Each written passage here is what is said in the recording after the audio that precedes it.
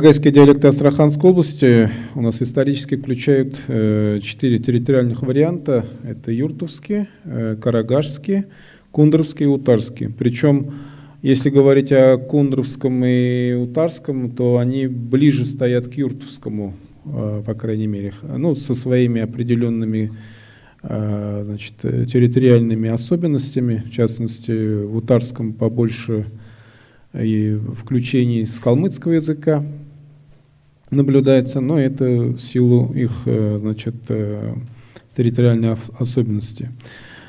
Юртовский диалект по классификации, в частности, установленным Леонидом Шайсултановичем Арслановым в его работах, а он работал здесь у нас как раз вот в 70-е годы, кстати, был близко знаком с Равилем Тимухамедовичем,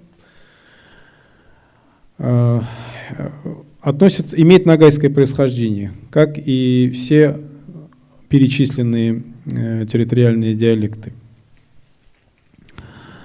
Но юртовский ногайский диалект в силу определенной такой исторической, территориальной изолированности от остальных ареалов обитания ногайцев имел ряд отличий, в частности от литературной нормы ногайского языка.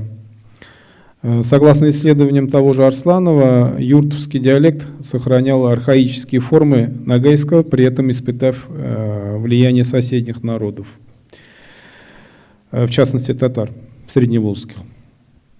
Для юртовского диалекта ногайского языка характерны следующие сохраненные ногайские черты в грамматике и словаре с изменением фонетики. Например, замена общеногайского «о» на «у». Например, слова такие, литературно-ногайский «бол», у юртовцев это звучит как «бул», «кол», «кул» и так далее.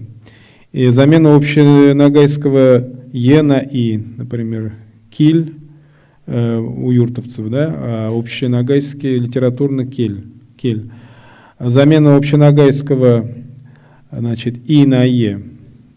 Да, «бер» — это общеногайский, у ногайцев, вернее, у юртовцев в литературном «бир», да, «бис» на «бес», «кермага» — «кермага». Замена общеногайского «с» на «ш». Кстати, да, «бас» на «баш», «тас» на «таш» и так далее. Но вот эта норма, кстати, сохранялась где-то вот у того поколения, ну, к которым относились наши деды.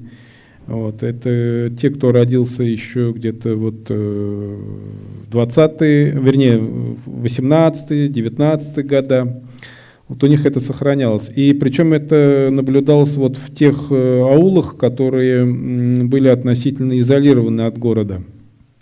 В частности, у нас вот в Башмаковке, в Килинчах, Солянке, допустим, те же самые Карагали и Иксатово, которые живут через речку, да, а до 80-х годов у нас не было моста, то есть Башмаковка была относительно изолирована, они над нашими, так скажем, жителями смеялись. Ну, была такая поговорка, например, у тех же карагалинцев или иксатцев, когда они подчеркивали особенности вот этого идиомы, так скажем, языка, да, местного аульного нашего. КСМС келься и асар басында. То есть вот здесь они вот таким образом как бы подчеркивали вот эту, да, архаичность вот этой самой местного диалекта. Причем, что интересно, казахи, которые вот жили, ну, несколько казахских семей, которые жили в тех же Карагалях, вот у меня там есть товарищ один, его дед, он говорил, аргаяқтың ноғайлары, имеется в виду те ногайцы, которые живут за Кизанкой, таза сөйлейлер ноғайша, по сравнению с теми, которые вот на тот момент, ну это тоже где-то 70-е годы, видимо, 70-е, 80-е годы, те по сравнению с теми ногайцами, которые жили уже в Карагалях. То есть с чем это обусловлено изменение данного диалекта, особенно вот в фонеме?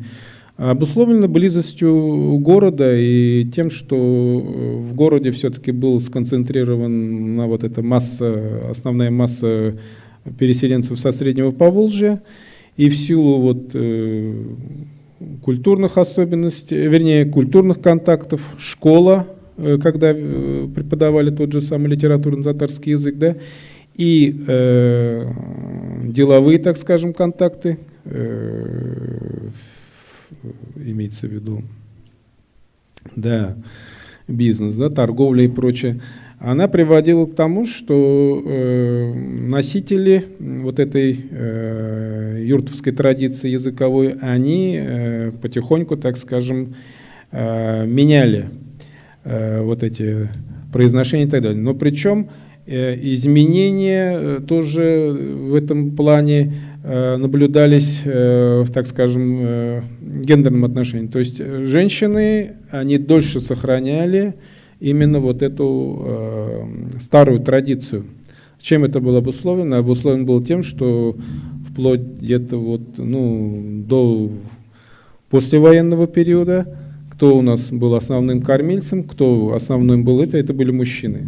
То есть на рынок, в город ездили в основном мужчины. Женщины занимались домашним хозяйством и воспитанием детей. И сохранение вот этой старой традиции языковой, она более наблюдалась в тех семьях, где были трехпоколенные семьи. То есть бабушка была вот как раз тем самым источником, да, передачи вот этой самой языковой традиции своим внукам, потому что, ну, матерям, отцам некогда, да.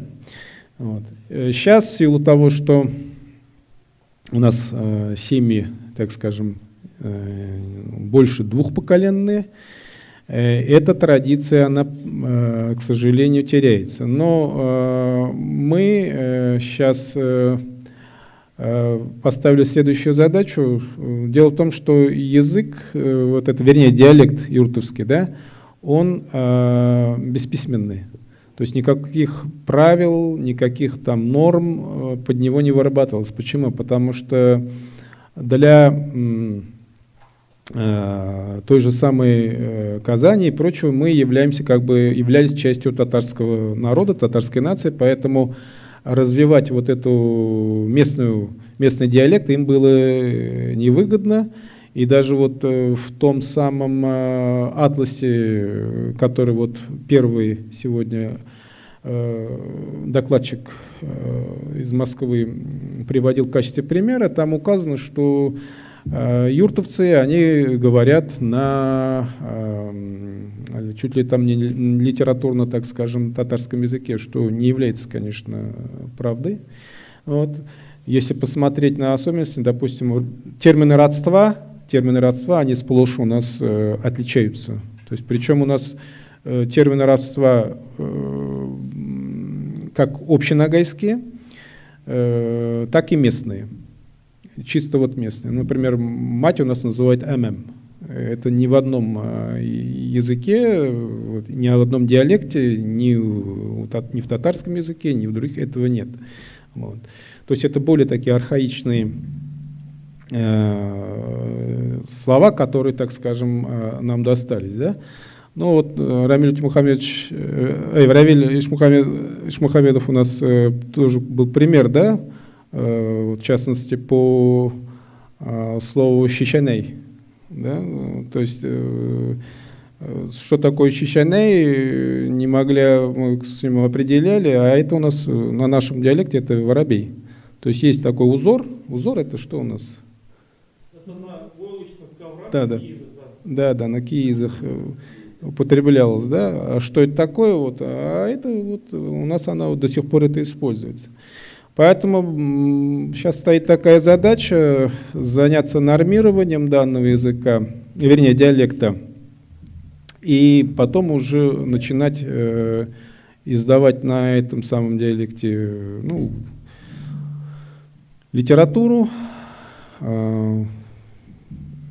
записывать песни и так далее. То есть он должен выходить за пределы кухни, условно говоря, за пределы аулов и так далее. То есть он должен заработать полную меру. Терять его мы не имеем права, потому что это целый такой огромный пласт, причем пласт истории нашего региона, не только там Ногайский, так скажем, период, да, это период и Астраханского ханства, и Золотоордынский период, и доордынский, так скажем. Вот, поэтому планов, так скажем, громадье, работы много, и я надеюсь, что да, вся эта работа идет чисто на энтузиазме, и надеюсь, что вот такие мероприятия, к которым привлекаются ученые, филологи, историки, лингвисты и прочее, да, они дадут, так скажем, нам возможность в этом направлении двигаться вперед. Спасибо за внимание.